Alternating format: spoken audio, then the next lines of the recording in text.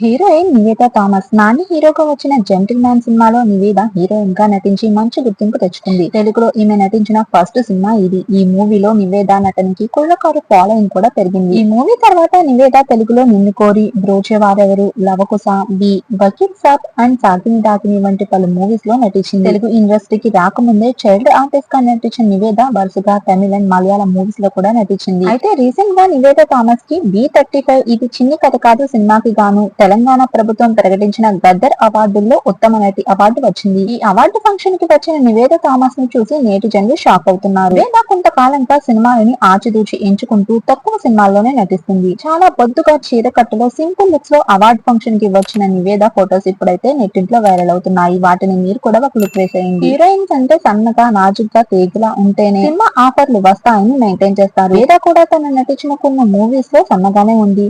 ఆ తర్వాత ఈమె చబ్బీగా మారింది.